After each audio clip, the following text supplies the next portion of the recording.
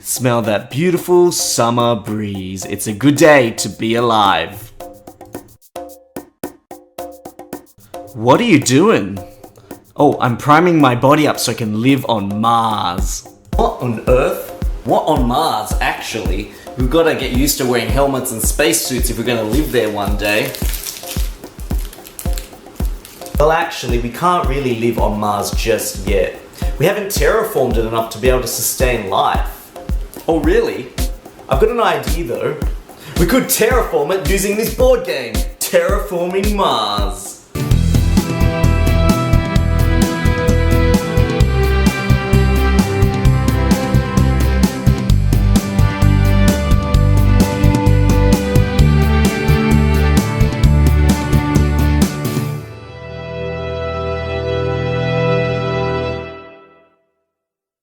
Terraforming Mars is a Tableau building, card management, engine building board game where players take the role of various corporations as they invest their wealth and resources into projects to improve Mars's terraform rating and thus garner the most victory points to win the game. The aim of the game is for players to essentially complete projects, to produce and convert resources whilst contributing to 3 global parameters: the temperature, the oxygen levels, and the presence of oceans. Now, once players push the temperature level up to 8 degrees, the oxygen levels to 14 degrees, and the last ocean tile is placed on the game board, it triggers the end of the game. One of the things that's compelling about the game are the 3 global parameters. First of all, they're immensely thematic because on certain aspects of each of the parameters, there are certain bonuses that can be obtained. So at 8% oxygen, the temperature increases by 1, and that's because the atmosphere around Mars has thickened and thereby keeping a lot more heat within the atmosphere of the planet itself. When you get to 0 degrees on the temperature track, you actually have to place an ocean tile out on the board. And that kind of signifies all of the ice that's locked away in the soil of Mars beginning to melt and beginning to fill up those low elevated areas of Mars, creating those vast oceans. Players actually have a lot of control over when these parameters actually move through playing project cards, converting resources from their resource board, or using standard projects. The game plays over several generations like a well-oiled machine. At the beginning of each generation, each player draws 4 cards, looks at their hand, and pays 3 mega credits for each card that they want to keep. Each card they don't want to keep gets discarded in the discard pile. Then on a player's turn, a player may take between 1 to 2 actions. They can play a card from their hand by paying its cost and checking any environmental requirements with the global parameters.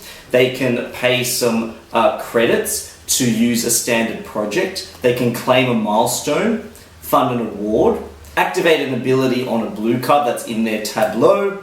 They can also convert 8 heat energy cubes into 1 level increase on the temperature track, or 8 plant cubes to increase 1 level on the oxygen track. At the end of the generation, players then gain resources equal to the level of their markers on their resource boards and also gain credits equal to their terraform rating. Your player boards track how much of each resource you have and how much is produced at the end of each generation. You feel like you're operating a machine, ensuring each part is functional. So if you look at these red little cubes, they indicate how much of that resource you get at the end of each generation. Here you get 1 steel, here you get 4 titanium, here you get 8 plants, 8 energy, and this would become 3 heat. At the end of a generation, any leftover energy becomes heat, and then 8 heat can be converted to increase 1 level on the temperature global parameter track. Here you can convert 8 plant cubes to then build a greenery tile. And the symbols here mean that whenever you see this little tag on a project card,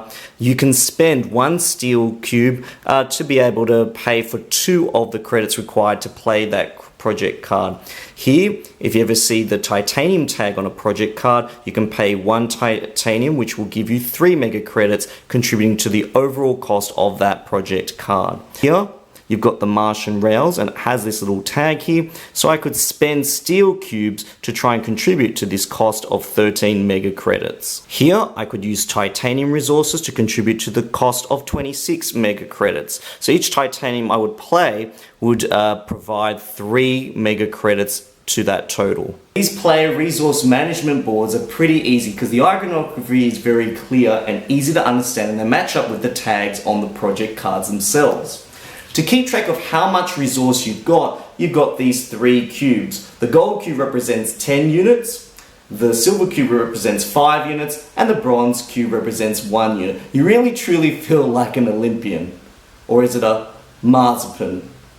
An athlete on Mars? There are 3 different types of project cards. The red cards are event cards that can be played on anyone, which sometimes come with a negative effect.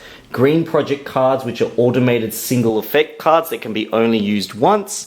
And blue project cards, which are active cards that have ongoing effects from generation to generation. Some of the cards have a prerequisite environmental condition. For example, this trees card would not be able to be played unless the current temperature is -4 degrees Celsius or higher. The project cards are incredibly compelling because the flavor text below serves to tell a story about how your corporation has invested in different avenues to terraform the planet Mars. The iconography is incredibly easy to understand. Project cards also have tags that can provide additional bonuses when combined with other trigger cards. There are some interesting scientific concepts represented behind the cards, and they provide a plethora of strategic options and combo abilities. The red negative card effects provide for increased player interaction. An interesting comment to make about the gameplay is that players often like to play the drafting route, where they draft the cards in the research phase. When players decide to purchase a card for 3 mega credits, you're essentially putting an investment in a project that you hope to see come to fruition. It's really important to pay attention to other players and how they change the parameters, because if they change the parameters before you can play a card in your hand, then you can end up finding yourself being blocked out of certain actions. It's also really important that when you're building your tableau to have cards that work together really well. So having good card synergy means you're building a more efficient game engine. Let's have a look at some of the card combos that can occur in the game. If I play this Decomposer project card, you can see that when it comes into play, I get 1 microbe cube due to this effect. Also, any other subsequent project cards I play that has an animal tag, plant tag, or microbe tag, it also gets another cube. Notice at the end of the game, for every 3 microbe cubes accumulated on this card, I get 1 victory point. So let's say in the next generation, I play Symbiotic Fungus. Now, Symbiotic Fungus has a microbe tag, so I'll be able to trigger this in the next generation to get another cube, but also the action that you can take with Symbiotic Fungus is add a microbe to another card, and I'm going to do that as well. So now I've already got 3 microbe cubes, and I can use them at the end of the game to gain a victory point. Now let's say on the next generation, I play Regolith Eaters. Now Regolith Eaters allows me to add 1 microbe to the card, or remove 2 microbes from this card to increase oxygen level by 1 step. Now, because this card here has this tag, I can use this ability on this generation. I can then use Symbiotic Fungus's ability, and I'm going to put it on this card, and you'll see why in a minute. And then I'm going to use Regolith Eater's final ability, and that's add a microbe card to itself. Now on the next generation, I'll be able to use this ability to then remove those 2 cubes and gain 1 level on the oxygen track. The game board is a depiction of the Tharsis region of Mars, which is represented by these hexagonal spaces where players can place greenery tiles, ocean tiles, city tiles, and also mine for resources. The Terraforming Mars board is incredibly thematic. The mountains here are rich in steel and titanium. When you place an ocean tile, they're placed where the elevation is relatively low. You can even draw 2 project cards from the original Viking lander site. Placing an ocean tile allows players to increase their terraform rating by 1 step. Greenery tiles are owned by players and are placed adjacent to other player-owned tiles. Cities may not be built adjacent to other cities, but they do garner extra victory points when built adjacent to other greenery tiles. When players place tiles in the equatorial region of Mars, they get a plant bonus as indicated by the symbol on each of the hexagonal spaces. That's because the equatorial region of Mars is highest in temperature, thus providing the best conditions for animal and plant growth. The corporation cards provides players with different starting resources and rule-altering effects. These cards often govern a player's strategy and focus throughout a game. I love the thematic elements to the corporations. For example, the Eco line allows players to increase their plant production, and it's got cheaper greenery conversion effects.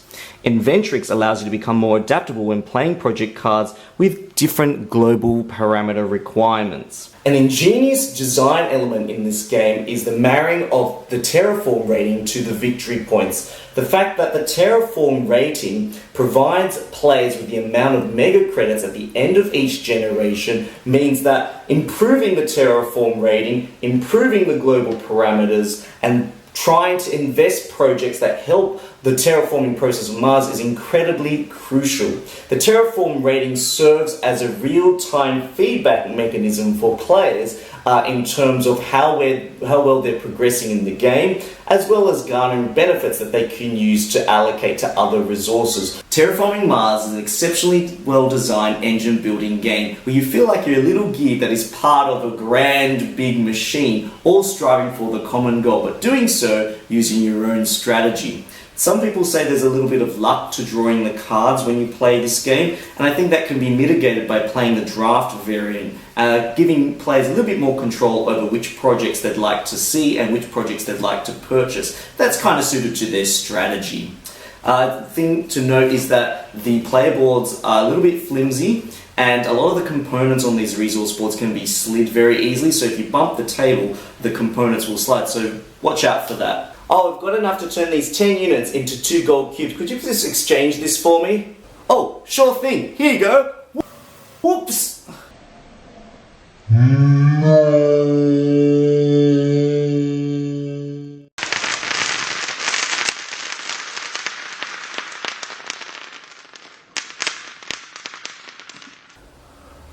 I'm so sorry. And the last thing is that this game has immense replayability. You see lots of different combos of cards appear each game, and you can also add the corporate deck to the base deck, which focuses you on expanding your economy and focusing on science and technology. Darn it! I've been vacuuming for ages and I'm still finding these cubes on the ground. In considering my final verdict, Terraforming Mars is such a compelling game due to its engine building nature, its card combos, and its scientific relevance, providing players a very immersive and tactical gaming experience. If you really like my videos, please subscribe. Otherwise, this is Danny signing out, and I'll see you again soon for another review at Board Game Sanctuary. Goodbye!